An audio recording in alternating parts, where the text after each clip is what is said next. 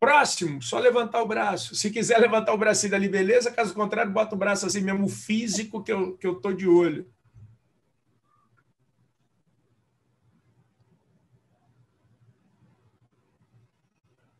Vai sim, não? Marcos? Fala aí, Marcos. E aí eu já vou passar, depois que eu responder o Marcos, eu vou passar para a segunda etapa, que é a de divisão de ideias, de coisas que vocês fizeram e que deram certo. Se alguém quiser levantar aqui, pô, Renato, teve uma sentença que aconteceu isso, teve um processo que eu fiz dessa forma, teve isso, teve aquilo, é a hora também. Vamos lá. Fala, Marcos. É um caso que aconteceu comigo, mas uma pergunta muito, na minha visão, interessante. Tá? Inversão do ônus da prova.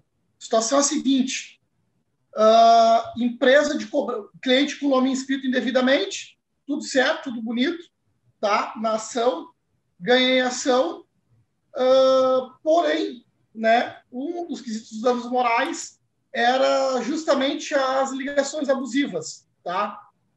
O cliente recebia de 8, 10, 12 ligações diárias, tá? Referente a essa inscrição para pagamento, né? Numa linha agressiva, assim, de coação, inclusive, tá? Por óbvio, né? O cliente até foi ardiloso, o cliente foi astuto, pegou, entrou. Gostei da colocação. Ele foi astuto. Ardiloso, tu já joga ele para lama. E daí pegou e fez o quê? Entrou na rede social da empresa, né? Da tutora do crédito, e mencionou o seguinte: olha, estou recebendo várias ligações diárias, de forma até na linha da coação, não conheço esse débito, não sei do que se trata, peço que me descadastrem da empresa, nunca comprei com vocês. Tá. Beleza. Seguiu de novo as cobranças. O cliente me contatou, beleza, vamos entrar com a ação, tudo certo.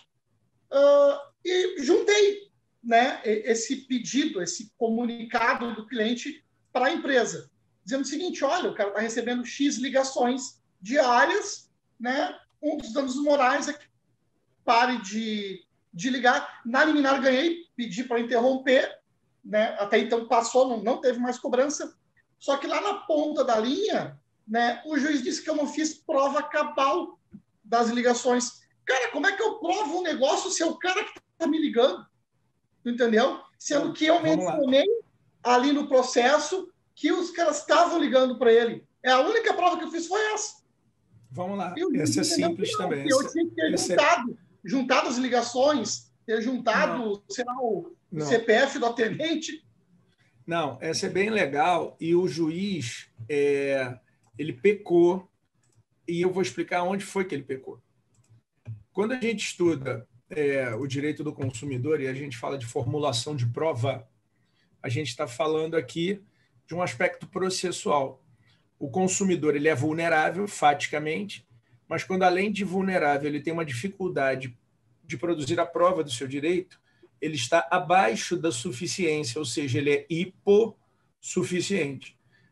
A hipossuficiência é uma característica processual, porque é uma dificuldade de se fazer a prova. Quando eu falo da dificuldade de fazer a prova, qual é a solução que o CDC traz para poder equilibrar essa relação? A inversão do ônus da prova. No entanto, Marcos, eu queria te mostrar uma coisa. A inversão do ônus da prova, ela tem duas espécies, tá, querido? A inversão pode se chamar inversão op iudicis. Op quer dizer por força, iudicis do direito. Então, essa inversão ela se dá por força do direito. E o que é essa inversão do artigo 6º, inciso 8º, vai tratar? Que foi a que o juiz analisou, tá?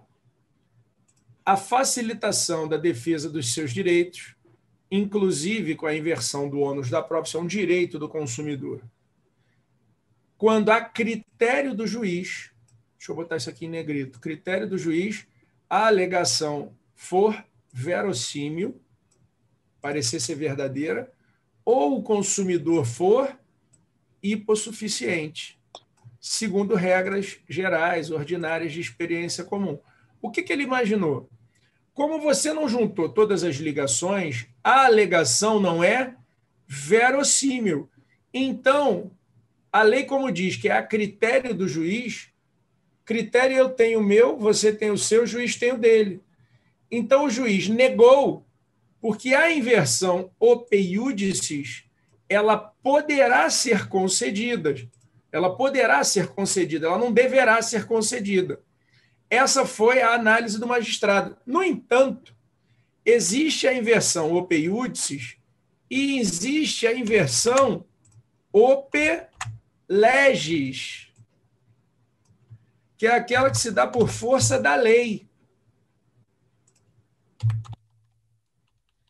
E a inversão ope legis, no caso de prestação de serviço, ela vai ter que ser tratada de acordo com o artigo 14, parágrafo 3º do CDC.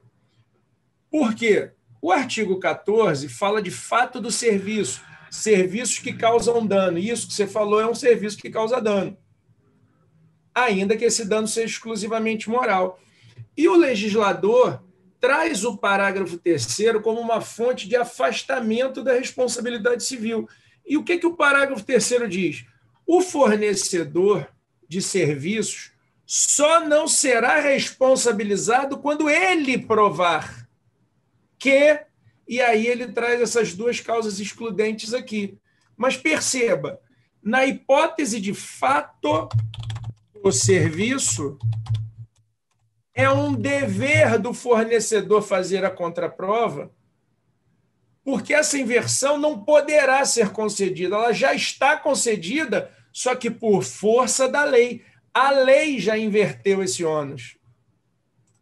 Espera aí, Renato, o que eu faço? No recurso, na sua peça recursal, você vai dizer que, em primeira instância, o juízo enfrentou o tema sob a ótica da inversão ope iudicis, em que ele poderia inverter ou não, quando, nesse caso, por ser fato do serviço, o juiz não poderá inverter o ônus da prova, já está invertido o ônus da prova. E na hora, Marcos, que você for colocar isso, você vai colocar, eu acho, né, que vossas excelências possam rever, porque eu imagino não se aplicar a inversão ope iudicis, talvez seja ope legis, e deixa que eles vão dar a palestra deles, porque também se você agir com empáfia, né, a burrice, tinha que ver que era assim, que era assado, você pode ter problemas porque são pessoas, e da mesma forma que nós não gostamos de ser atacados, eles também não. Então, eu iria por esse caminho, sabe, Marcos?